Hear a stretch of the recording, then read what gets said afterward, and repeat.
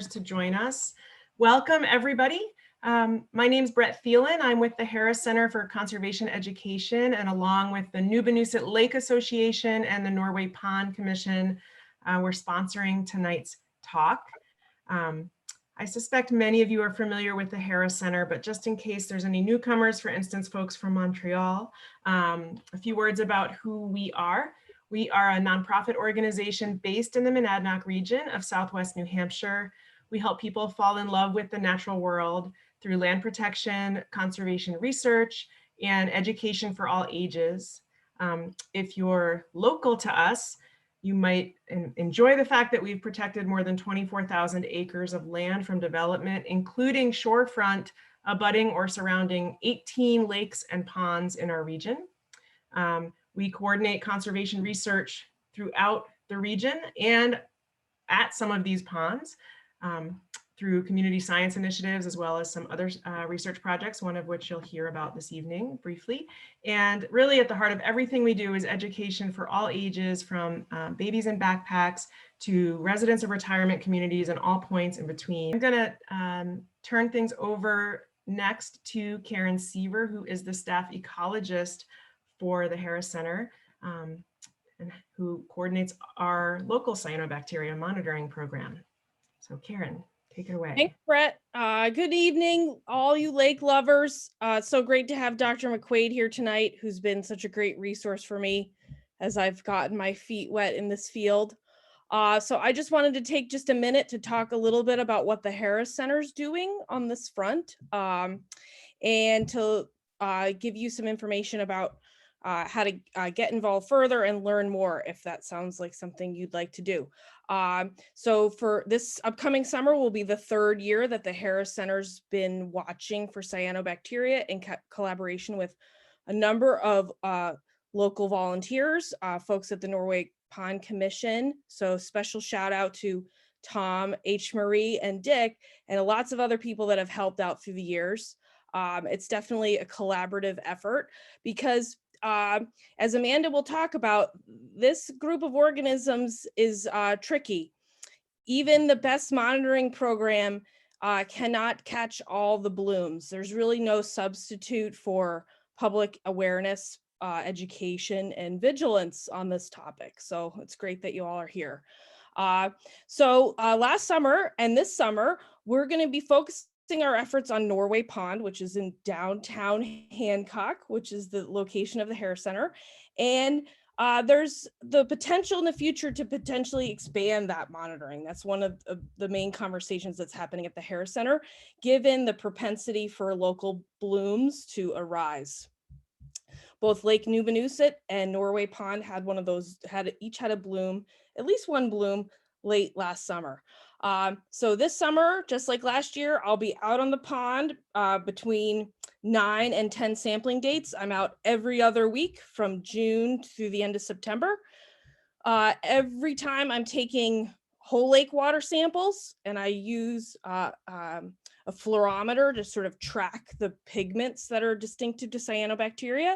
And then about once a month, I use a net, and with the help of some awesome, talented people, we try to work to identify some of those organisms. So like Dr. McQuaid will talk about, there's so much to learn about cyanobacteria. There's a lot of efforts happening at the Harris Center. So I will put my email contact in the chat. Feel free to hit me up if you want to hear more. And shameless plug, I'm also giving a seminar about local monitoring efforts where I can get into lots greater detail on July 28th at 5:30. So stay tuned to the Harris Center event page for registration. It'll be on Zoom. And give me a wave if you see me out on the pond this summer. Turn it over to you, Brett.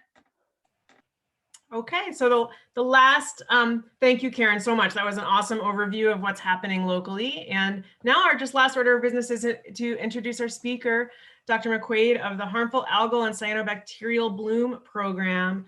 We're really grateful that she's here to share her knowledge with us. This talk kind of came out of a conversation around one of the blooms that happened at Lake Nunavut last year, when a lot of the Nunavut lake folks were concerned and had a lot of questions, and she very graciously and thoroughly answered their questions. And we thought, well, we bet there's people who aren't on Nunavut that also really are concerned about cyanobacteria and what it means for water quality of their beloved lakes and ponds. So that was kind of the origin of tonight's talk, and we're really grateful that she's agreed to share her considerable expertise with us. So with that, I'm going to turn it over to her.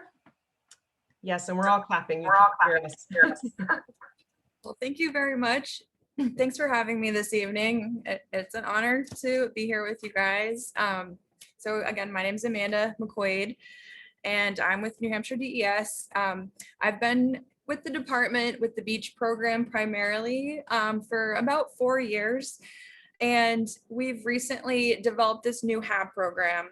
I snuck in the cyanobacterial term in there, where it's technically the HAB program, but we also have a shellfish program looking at marine red tides. And so we sort of collectively are looking at a whole range of harmful algal blooms at DES. My background is with the University of New Hampshire. I've studied with Jim Haney for several years. I've also worked with Hillary Snook with the EPA and the Cyanobacteria Monitoring Collaborative. So that's just a little bit on my background. So I am very passionate about cyanobacteria. It's, my research expertise, but I'm finding all the time that there's so much more to learn about cyanobacteria. And so I just want to point out that this is my contact. Of course, there's that cell phone that I will put up over and over again. I really want people to text me anytime, send me photos. Even if you are thinking, oh, it might just be pollen, you never know what, anomaly might be out there on the water. And these blooms can happen year round, really. We typically see them in the summertime. We're seeing sort of these quick blooms happening later in the season. We call them the late season blooms that seem to happen in October, November, even December sometimes. And, we're also seeing just extreme weather patterns, not as much time with ice cover on lakes, extreme weather events, warming temperatures, and sometimes drought like we're experiencing. And these all play into cyanobacteria occurrences that we see. So please contact me anytime if you think you see something that you want to know more about in these waters. If you are not familiar with, a plankton sample, there's a plankton net there on the left-hand side. That's actually like a dual bongo net, but basically a plankton net has this fine mesh. It allows water to go through and it collects all of the particles that are in the water column. And there's just so many different things in the water. It will surprise you how much there is in water and how much it changes over time, over the seasons. So plankton are just microscopic organisms, particles that are drifting or floating in the sea or the freshwater systems. So this is just, a good example of some variety that you might see, both plant and animal or bacteria. But when you really focus on the phytoplankton, there's just tons of just phytoplankton to also know about. These can change seasonally. So meaning that there can be, mostly diatoms in the winter. Sometimes we see golden browns emerge in the spring. There's organisms called dinoflagellates, and they have little flagella that help them swim. We have a huge group of greens or chlorophyta, just a lot of different green algae. Of course, cyanobacteria, which we'll talk about today. There's even little organisms like euglena that can make cyanobacteria looking scums. Like they create their own kind of scum that looks very similar to cyanobacteria. And there's even yellow greens. There's just a lot of different phytoplankton in the lakes, and this can vary by lake. It can also vary by season. When we think about water quality, we often classify lakes as having a trophic classification. And there's a lot of factors that play into classifying a lake. But a main classification is productivity. And that's measured in chlorophyll and also particles like phytoplankton, water clarity, nutrients, and all of these things. If you're a volunteer monitor, you probably are well aware of. So on the scale of trophic classifications, this whole process is called eutrophication. You might hear this term. It's describing the process of a lake becoming more productive, less clear, more chlorophyll, more nutrients. And people have described this process as lakes dying. It's really not that. It's sort of like an aging process, but there's lakes that are more vulnerable than other lakes that can become eutrophic over time, meaning there's more phytoplankton, there's more nutrients, there's more chlorophyll. And this comes about for just based on several factors. It's not just one thing that determines which direction a lake is going in water quality. Typically, we find that there are more cyano harmful algal blooms, that CHAB term up there, when there's increased temperatures, when there's increased stratification and anoxia in the bottom of the lake, meaning less oxygen. There's been discussion around acidification and pH and how that plays into the success of cyanobacteria. We certainly see that sometimes lakes that are experiencing extreme runoff from rain and extreme storm events might have a stint of nutrients that help grow a bloom very quickly. And of course, nutrients, which is more complicated than I think we portray. We're always talking about more phosphorus, more problems. It's not always phosphorus that's the limiting nutrient that builds blooms. There's a lot of macro and micronutrients that play into how these organisms grow. You could almost think of them like plants, like they each need their own little requirement for growth. And so we do see a lot of different types of blooms in New Hampshire. These are all examples that we've seen in New Hampshire, and have seen a lot of different, even beyond this, I'll show you lots of photos of blooms today. But if you're not familiar with what cyanobacteria are, they are sometimes called blue-green algae, but they're not truly algae. They're photosynthetic bacteria, but we still like to call them HABs and blue-green algae. They've been around forever. They might have even helped us have oxygen on the planet. So they're not like a new invasive thing that's developed. It's been around for some time. What's also pretty interesting and complicated about cyanobacteria is they're not just one thing.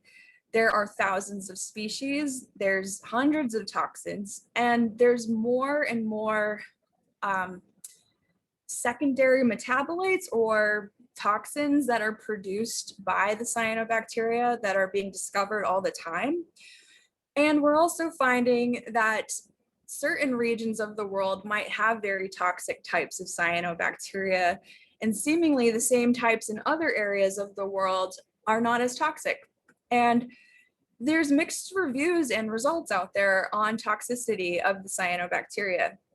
But what we do know is that they are ubiquitous, not just in the environment, but globally. So they're not just in freshwater, they're not just in lakes, they can exist in oceans, they can grow on lichens, on rocks, some are in the air. So they're really everywhere when you really think about it. So this is just a table, and of course I don't expect you to read all of this, but the main point here is that there are a variety of cyanotoxins, and this is not even a complete list of the cyanotoxins. I do recommend, if you have time to read about cyanotoxins, to refer to the World Health Organization's new guidance on cyanotoxins. They just put out a new publication this year and have updated some of the guidelines that they are proposing to pay attention to. But microsystems, that top one there, is by far the most well studied.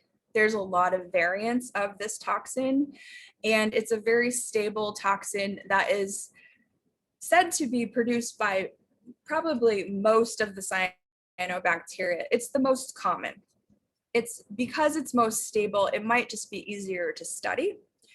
Microcystins affect the liver, the hepatopancreas of bivalves, but also the liver of humans and mammals. It can cause more acute gastroenteritis, but it can also cause more chronic long-term issues like tumors. What it does basically is it's inhibiting normal protein phosphatase activity. So it's inhibiting normal protein growth in mammals, also affecting a lot of different wildlife. Nodularins, they're very similar to microcystin, sometimes more common in brackish water. Anatoxin is neurotoxic. It's very fast acting and also can degrade very quickly in the water. So a bloom might produce anatoxin, we might sample it, save it, test it, and it's already degraded, the toxin.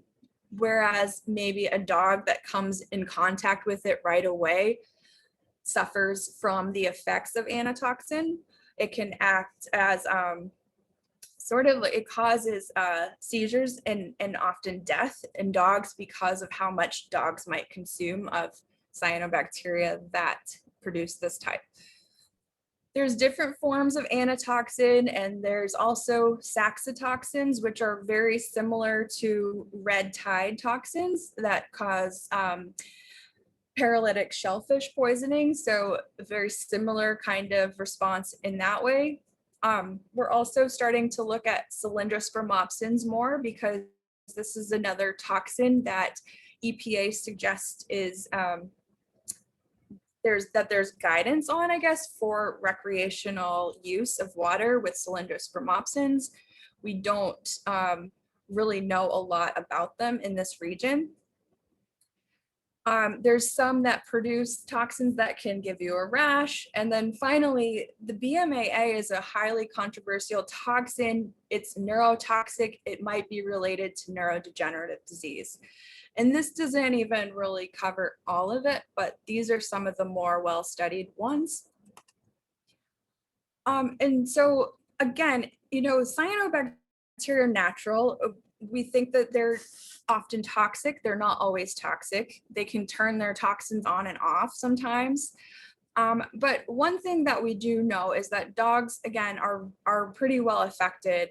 And this study by Backer with the CDC really investigated all of these suspicious cases with dogs becoming intoxicated or dying after exposure to freshwater and marine HABs. And they're finding that, especially with the freshwater ones, that many of the cases were attributed to cyano exposure. But what's more sort of disturbing about blooms is that they don't look very nice. Sometimes they have pretty colors, sure, but they often, when they die, just take up all of the oxygen, and then there's fish kills. And then it's very kind of smelly situation, lots of fish dying, maybe some other wildlife dying as a product of toxicity, but also oxygen changes. So, beyond it just being toxic itself, there's other sort of issues associated with blooms piling up. And at this spot, which is a state park beach, who wants to show up at the beach and go swimming when there's dead fish, pollen, and scum all over the place? So we call cyanobacteria toxins cyanotoxins, but again, not all cyanobacteria are toxic. Toxins may cause skin irritations. People sometimes report that they have like an ear infection, or their eyes are itchy. They might even just have like a little tingling sensation or on their skin or on their lips. If they have it near their mouth, of course. But it can also just cause upset stomach where you're not sure if, you know, what happened. The number one cause of people going to the hospital, I don't have stats on this, but gastroenteritis is a huge complaint at hospitals. And usually they can only say, well, it must have been something you ate or drank. It's hard to really trace it back. But there's also lots of studies that show that chronic illness and deaths can be caused by the cyanotoxins. And this picture here, these 4 slides are just different varieties that we see in New Hampshire, and they're very common. So that top left photo is a cyanobacteria called Dolichospermum. It used to be referred to as Anabina. That one's so common. It's the most common one we see, I think. It can produce anotoxins, microcystins at least. The top right is aphanizomenon.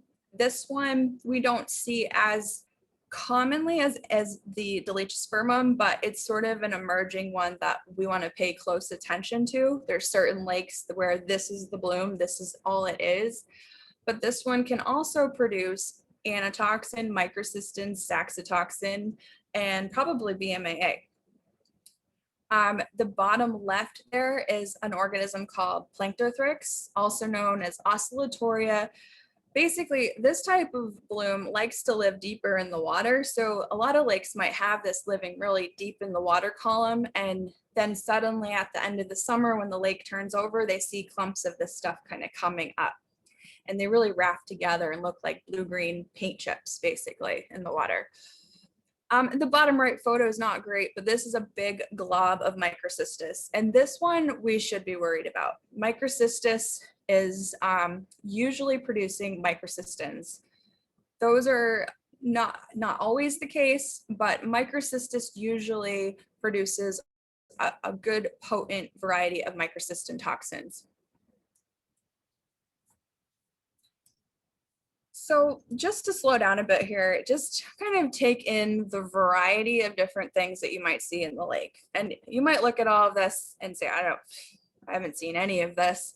Especially you would not see the bottom middle photo with the red dots. You will not see that. That is epifluorescence microscope using a special light to have cyanobacteria shine back and show us where it is, what it is. These are Pico Cyanobacteria. Pico Cyanobacteria are just very few studies. We don't know a lot about Pico Cyanobacteria, yet they're probably the most numerous organism around. We're finding with research with UNH that these can aerosolize, that they can produce toxins, and they're at the base of the food web in lakes, meaning that they can provide nutrients up to larger organisms, but they might also transfer toxins. Let's see, the top left photo, that's what we typically see. You think of a blue-green scum, there it is. That's a very typical bloom of Dolichospermum. This middle orangey colored one is an organism called Warnachinia.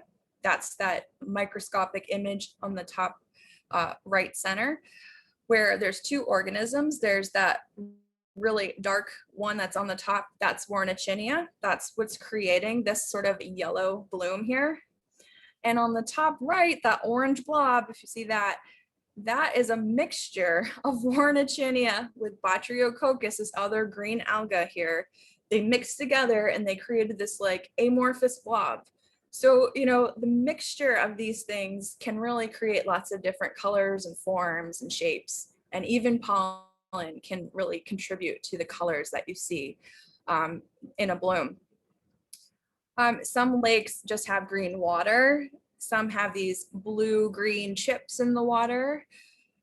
We're finding some benthic mats. I think I heard someone's from Spofford Lake here. This photo is from Spofford Lake. Spofford Lake is a very clean, clear lake. I do believe that there is a benthic mat of cyanobacteria growing at the bottom. And I think that light penetration is getting down to that to allow it to slowly grow. And that, like last September, this kind of dislodged perhaps from the bottom of the lake and came up and then basically got beached, and looked like very, very anomalous. You might also see a white sort of milky looking detergent, and that can be a bloom dying. And then the center photo there, the blue-green marbles, that is an organism called Nostoc. And I don't know if you consider Millen Pond in your region, but we did find some Nostoc in Millen Pond last year. And these do not create surface scums. They are like blue-green marbles at the bottom of the lake. Not in like very deep areas, perhaps more in the shallows, but we don't see a lot of this. These types are very interesting to us. They don't create surface scums, but they're known to produce neurotoxins that can cause neurodegenerative disease if consumed.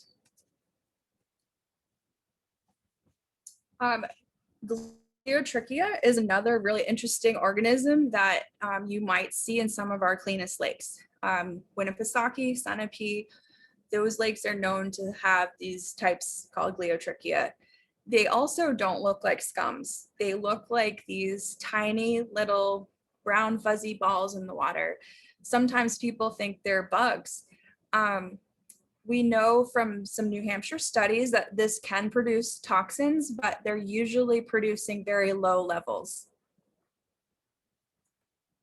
Again, Nostoc. If you were to dissect Nostoc, these balls, you'll see all of these little kinks within it. All of these are sort of the packaging for toxicity. And there's a really interesting connection of these Nostoc. There's a whole other study, I don't know if I'll get into it today, but basically there's a food web study showing that the toxins produced by Nostoc could also be transferred up through food web and biomagnify to higher toxicity if they are in the right food web. This group called Stagonimately, this is again the benthic mat I just described, found in Lake Winnipesaukee and Spofford Lake, again, very clean lakes. This Stagonimately is really a family order of lots of different types of benthic cyanobacteria. If you think that you see a scum, we also like you to try the stick test. We have a lot of green filamentous algae, Spirogyra in this photo here. This is not cyanobacteria, but a lot of people call about this, and we're seeing more of it in recent years.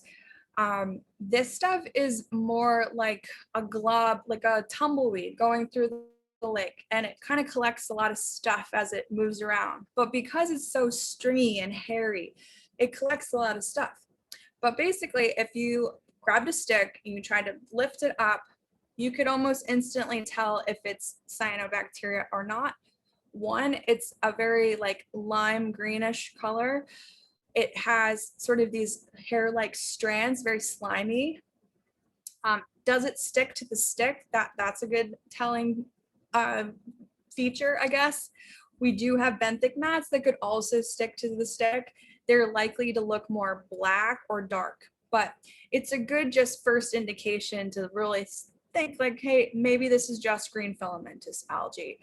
Not always welcome in lakes. People don't like to see this either, but it's something that, is not harmful. And it's something that could also maybe be just scooped out, and composted. Last summer, I don't know if anyone drove by the Nashua River, but Wolfia really took over. It looked like cyanobacteria. We got a lot of calls that, oh, there's a bloom on the river.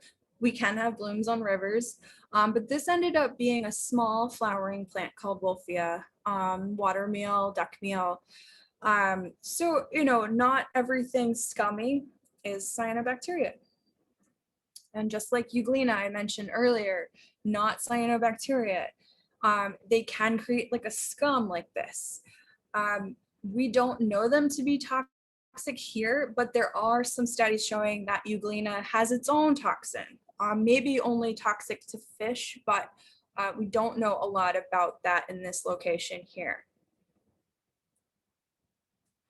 So that's my overview of all like the things you may or may not see, and that's like not even hitting like a fraction of what is in these lakes. But at DES, what we're really hoping is that people become more aware of these things, that you can just understand that these are natural parts of lake ecosystems, but that they can also be a little bit telling of water quality and conditions. You know, we do issue advisories when we find that cyanobacteria are in abundance.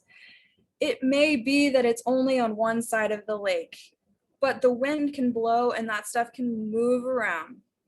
Some lakes are just always predicting like it's always going to be at that end. That might be true. That might be the case in some lakes. We do have some lakes that the whole lake just looks green. The potential for cell accumulation is high when there's wind, currents, activity.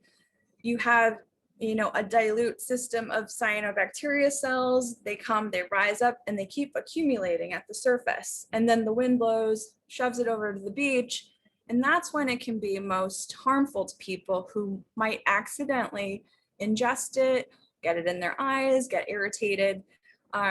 There is just the potential. So we treat advisories as sort of a preemptive way to caution people about potential toxicity, because we can't identify it in real time how toxic a bloom is. It can change very rapidly. We can't test for all the toxins that may exist.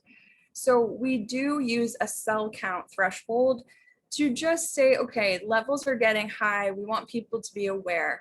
We won't close a beach. We won't close a water body. We want people to know. So advisories are knowledge. 70,000 cells is not so arbitrary. It is based on data from World Health Organization, EPA, Mass Department of Public Health. New Hampshire does have this as a rule that we will issue advisories when we know samples exceed 70,000 cells, even if it's just on one end of the lake.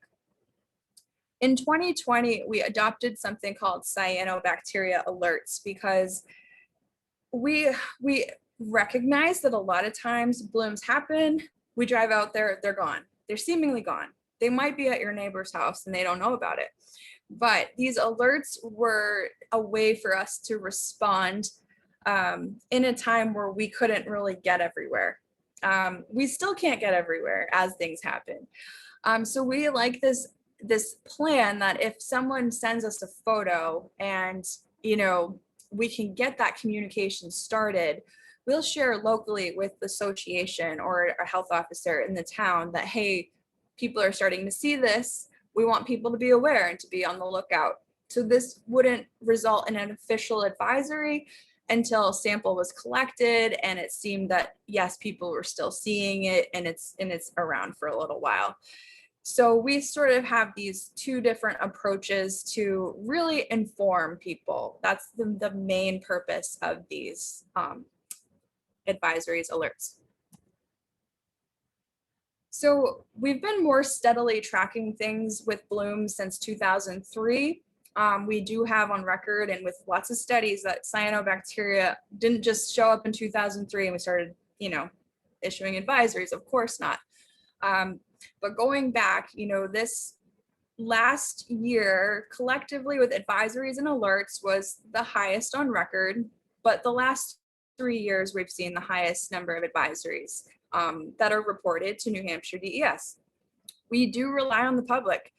We're not necessarily out searching for this stuff. There are a few lakes that we're watching carefully because of recurring issues, but blooms can happen anywhere. Blooms happen, that's just it. There's just little things that can help them grow really quick, then they're there. It doesn't mean that it's gonna be around forever. We see some lakes have an advisory, might have a bloom for 3 summers. Nobody does anything differently. And then the 4th summer, it's gone. It can be weather related. It can have a lot to do with other dynamics in the lake, food webs, flow. There's so many different things to consider. It's a very dynamic process. We also think that the number of advisories are a result of just public awareness. There's no doubt that if we didn't hear from the public on these, how would we know? That's up to the community to decide on how far they want to go with reporting. But we do think it's everyone's responsibility to help out your neighbors, just letting people know, hey, maybe you shouldn't let your dog swim in that. It's devastating to lose a dog. Even more, there's studies all the time that toxins can survive in the sand at the beach, like, have you ever seen a baby like just covered in sand and maybe even drinking lake water? There's reasons to be on alert when you see a bloom. When we look back in this time frame of like what we're seeing, again, we're seeing a lot of delegiospermum. It's sort of like a spring thing that happens, but then it's kind of stays with the lake for a while. So we see like spring runoff usually has like a delegiospermum bloom, like in a lot of lakes. It's very common. But we're seeing a good variety of different types across New Hampshire. And I already talked about toxins, but just to point out that with the CMC, the Cyano Monitoring Collaborative, we'll talk about a little bit more in a minute. They created a key a taxonomic image-based guide, basically a gallery of photos that of the most common types of cyanobacteria we see in New Hampshire. This is sort of based out of the University of New Hampshire Center for Freshwater Biology. But you can see of the most common types in New Hampshire, you can see over and over again that microcystins have been noted in the literature to be produced by these organisms. But again, we don't have a complete understanding of this, and we're finding emerging species and new toxins that we should be also aware of. I do want to mention that DES does do ELISAs. So if you have a bloom sample, it is most likely going to be tested for microcystins here at DES. Sample identification, enumeration, and toxin testing here is free. We do that more to learn about the toxicity of the blooms, understanding that we are not getting a full picture of toxicity. But EPA does have some health advisory levels for microcystins and cylindrospermopsins. And the drinking water levels are something that we are aware of as a guideline, but we are not really aware of cyanotoxins in finished water that well in New Hampshire. It's just not well studied. In recreational water, we're starting to explore that a bit more. And we're finding a pretty low incident rate of high microcystin, in this case, above 8 parts per billion, which is the recommended guideline. So just from this last summer, 2020, we analyzed, over 500 samples of just complaints coming in here. We look at them, figure out what they are. Of those samples, we tested about half of them for microcystins using ELISA. And only, almost 20% had positive results, but even less, only about 3% were above the test limits of the kit and recreational guidelines. So it is a very low incident rate of microcystin toxicity, getting to levels recreationally concerning. The problem with this, though, is that things change so rapidly. One day a bloom could be really toxic, the next day it might not be so much, and we could easily miss that. So this is not a full picture of all bloom events that happened. This is just sort of a snapshot of what we had, and a lot of these samples weren't even close to that level.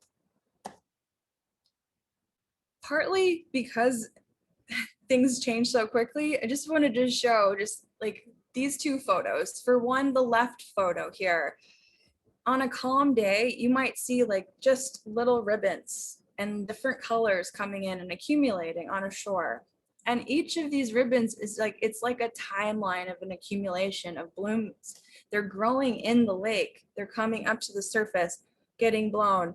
And then there's this timeline of different things accumulating over this time. So on a calm day, you can almost see the variation in cell count, in toxicity right there in a picture. On the other hand, on the right, you have a bloom that's beached itself. Now that sand is still toxic. Handling it, some people might get rashes. There's like 3 other types of things going on in this picture. There's decay. There's something called cell lysing, so that releases toxins into the water, so are no longer associated with the cell itself, but are now a free chemical in the water. It can change so rapidly. So what should you do if you see a bloom? Please, again, just avoid contact as much as you can, especially pets and children. But what's better is just take a photo, record your location, and contact us. You can reach me directly at that number or email. And photos really help to get the message going, initiate the sampling process, and really address any concerns that you have. So finally, this is something that a lot of you are familiar with, again, but there is a lot of volunteer involvement with cyanobacteria monitoring. We do promote the EPA's Cyano Monitoring Collaborative very much. Cyanos.org, please go visit that if you have any interest in monitoring. For one, we want everyone to be on Bloom Watch. We want people to really understand what this stuff is. There's another tier in this monitoring approach called cyano monitoring. It does involve fluorometry, as Karen mentioned. So it's great to hear that Norway Pond is involved in that. Cyano monitoring can help track the pigments of cyanobacteria over time. It can almost help you see a growth of cyanobacteria as it's happening or before it becomes a surface scum. And then for someone really interested in, microscopy, you can get your own little cyanoscope kit pretty cheaply, actually, through this program. You can collect plankton samples yourself. You can look at them under the scope and try to identify things yourself if you're interested. So this tiered approach is really useful because it allows for a really broad range of involvement. And really, if you're out on the water, why not look and take a photo if there's something you see? With that, I'll stop talking. Thank you so much for listening, and I will take any questions that you might have. So thank you. Thank you so much. If we were all here in person, we'd be clapping. And maybe people are clapping at home. We do have a bunch of questions that have come in over the chat. So I'm going to go back to the beginning and just start asking some of those. So one question was kind of a big picture question about cyanobacteria and whether those are the organisms that are being looked at as possible plastic eaters. There's been some news about plastic being kind of degraded by organisms I think mostly in marine environments. Is that cyanos? Is that a good thing that they're doing? I don't know if there's a connection with actual cyanobacteria. I'll look into that. That's really interesting. What's funny is cyanobacteria do have like a commensal relationship with some bacteria, but sometimes that bacteria can actually help the cyanobacteria itself break down. I'm not sure if that's involved with plastics, though. I really don't know. Okay. Another question was, can visiting birds transfer cyanobacteria, presumably from one pond to another, wading birds who fly between ponds? Yes, but they're not invasive. So this is the thing, like, they can go airborne. You can bring them in with your boat. A bird can, a wildlife can, definitely. But they're not invasive. So they're not going to say, oh, nice new environment, I'm going to take over. Not necessarily. There's got to be the perfect recipe of things going on in that lake to support the growth and the takeoff of the bloom. Really, the cyanobacteria are already there. It's what species, what type is usually the question. So typically, if a few cells became introduced to a system, they might survive, but they usually wouldn't like take off like an invasive species would. But certainly they can travel. So a few questions that I posed, but also that people have asked me over this past year when we had these blooms. So when these advisories are issued, is there a certain, I know you said that sometimes these blooms come and stay for a while, sometimes they go away as soon as they have arrived. So when an advisory is issued, is DES then going to be revisiting that site to confirm that the bloom has passed and it's safe to go back in the water, or people just simply should be looking visually and waiting for the colors to be gone? Is there a period of time? Yeah, so if we issue an advisory, we are trying to resample every few days to a week. We typically say a week. Sometimes people are like, no, we're here and it's gone. I promise you it's gone. And then, we will collaborate with them to get a sample sooner. The reason we leave it for a week sometimes is because we'll see that like one person saw it and now it's gone, but now that people are becoming aware, the other person saw it and now it's gone, and we're kind of like chasing it around the lake a little bit. And it's not that the whole lake is like now destroyed and the whole thing is turned. It's just that you should be on the lookout. You should just be aware. You don't want to accidentally let your dog into that stuff, and it can be really unpredictable. We will follow up with sampling. We are sometimes very limited in our ability to get out at the time we would like to. We sometimes find like these late fall blooms, especially, we might like just wait a minute and say, okay, but are they still seeing it? And if no one's reporting it and they're like convinced it's gone, it's outside of the swim season, there's not a lot of activity, we'll let it go. It's not always the best approach.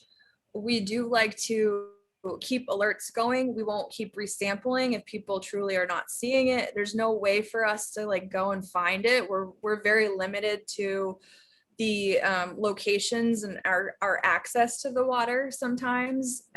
So we really rely on people who live there, who are looking and seeing on what they have. If it's a really late season bloom, and again, like we might be a little more short staffed in that time, we have extra help in the summer, we might just keep communication going with an association and ask them to help us sample, and so that we can at least just take a look at what people are seeing.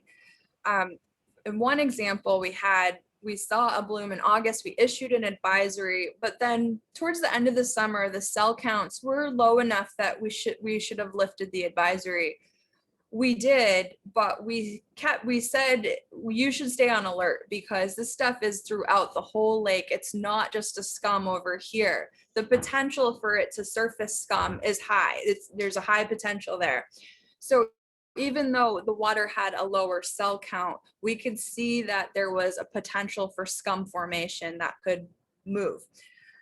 In that case, we let it go as an alert, and we're like, okay, we won't bother you guys anymore with this. But then in December, all of that stuff did become a massive bloom that was all over the place, and a surface scum rather. And that was in late December. And it was like, well, it's going to snow tomorrow. Should we issue an advisory? So we have a hard time, navigating like how far to go with that. That same bloom, though, we ended up sampling the lake again after ice out in March and in April, and still had high cyanobacteria. So it seemed that even December, March, and April, there was a high abundance. We didn't make a public advisory out of it, but the association is well aware. So there's a related question then about, how are these alerts and advisories? How does the word get out about them? And is there an email list, or is it on Twitter? If you are specifically interested in your local lakes, how would you know if an alert or an advisory had been issued? Sure, yeah, definitely check out our website, des.nh.gov. We have an advisory map. And so this is kept up as long as there is an advisory, it's on the map. This is for beach E. coli, beach bacteria, but also for cyanobacteria currently. I think that going to the map is probably the best place because we update it all the time. We also will issue a press release when it is an actual advisory issued, which will then be a statement on our website. We typically, before all of that, we contact maybe the association, the health officer, some form, of community to inform them first. We usually try to get people to post signs at public access sites when we know that there's high levels. So it's usually the local community that is informed first. We rely on the local community to share on their own pages, however they want to share this press statement. On Twitter, we have with the beaches account currently, we might migrate to other platforms, but right now we use Twitter. And with our DES Twitter and beaches Twitter, we will issue advisories and post photos if we have them there so people can see them. Usually a photo is associated with the press release if we have it. Those are like the main outlets for learning or knowing about it. Also we have a beach advisory newsletter. It's mostly focused on beach bacteria, but we will also list any current cyano advisories on our newsletter. So we try, we definitely don't reach everybody. People think we should have like a text alert system. I agree. It would be nice to try a lot of different outlets, but that's currently what we do. Great, thank you. Nancy's wondering about, if you medical treatment for an infection, if you think you've been exposed, should you be seeking medical attention? What might the treatment be? Yeah, I don't know what the treatment might be. I mean, it's definitely if you feel like you have like an infection or a rash, it could be something even more than just cyanobacteria. Honestly, there's a lot of different things in the lake. If you have an open wound that you should be careful about, definitely seek medical attention. If you accidentally swallowed some water and you're like, oh, this lake is under advisory, I wouldn't call the doctor until maybe you had an upset stomach. And even still, like I said, a lot of doctors might not be aware of this issue. They're going to say you ate or drank something, and give you the proper advice. It's usually drink lots of fluids, get lots of rest, that kind of thing. For dogs, though, definitely if your dog is having any sort of neurological effects, seizure, just lethargy, foaming at the mouth, anything like that, of course you would bring your pet to the vet. It's really important if you do and you think it's cyano to maybe also grab a sample at that spot when it happened. It's hard because people might leave the lake and get home, now their dog's having issues. But it's always important to kind of backtrack and think, well, we were in that lake, at least let us know. You can also issue or submit an illness report to let us know that you think there was an association with a bloom or something other. But definitely always seek medical attention for those types of things, especially an open wound where you think you have an infection from lake water. It could be so many different things. Okay, thank you. Joan had a question about the lake turnover that happens in the fall. And is it likely that during that turnover that can bring cyanos up from the bottom of the lake? And she's wondering if that might be what happened at Newby last fall when there was a bloom all the way in November. And I guess also this other lake that you're talking about that had blooms through December and then, into the spring. Is that related to turnover? And it's related to turnover. It's not necessarily that the bloom was living deeper in the lake and now is up. So what happens, well, like for Spofford Lake, I do think with sort of just the change in water chemistry and temperature by the end of the season, that mat had oxygen changes, lots of different changes occur during fall turnover. That could have helped dislodge this like benthic mat from the bottom that helped it up. But with New Benusset or this other lake I was mentioning, it's just what happens with lake turnover. It's all very well stratified, right? And during fall turnover, everything gets mixed up. There's a lot of nutrients actually that are down there that can kind of come up. And even if there's just a few cyanobacteria, they might take that up really quickly. You know, winter's coming, they might just feed and then they're growing exponentially and they almost just like crash. You know, they bloom, they're at the surface. They get caught. They're really not happy in the surface tension. Their fate is basically like death at that point. But definitely that turnover is just a quick change of the water temperature, chemistry, and oxygen. And that can really cause like this sort of instability, but also just give nutrients that weren't otherwise in the water column. There can also be some, big October rain events or hurricanes, just like spring. So any sort of like big like source of runoff can also just quickly feed the stuff and let it grow for a few days and then, it crashes. Thank you. And I think there's probably time for one last question. Gabriel is wondering about we're talking about New Hampshire sites. Sorry, I'm hearing a bit of an echo. If everyone could mute themselves, I'm gonna mute someone. So he's wondering if there's anything similar in Massachusetts or where to go for information if you're across the border, and if you can speak to that. Yes, definitely.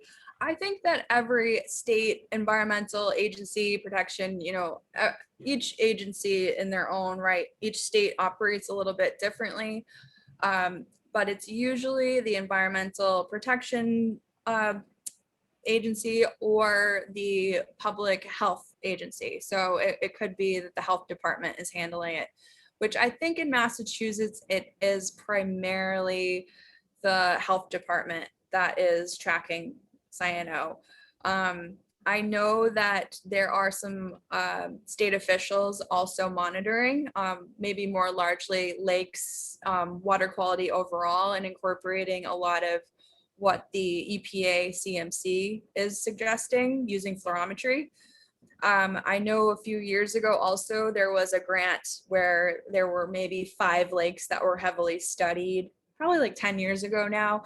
So I think that they really focus on certain water bodies, but certainly any bloom that you want to report to Massachusetts, I think would be the health department.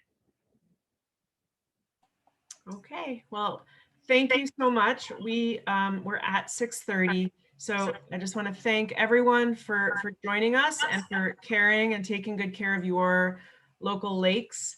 And thanks to Dr. McQuaid for all this wealth of information. We will upload this recording to our YouTube if you know anyone that you think would be interested and wasn't able to make it tonight. So keep your eye out as temperatures warm and summer starts up, and you guys are the eyes and ears for all of our lakes and ponds. So thank you all, and thank you again, Dr. McQuaid. Thank you.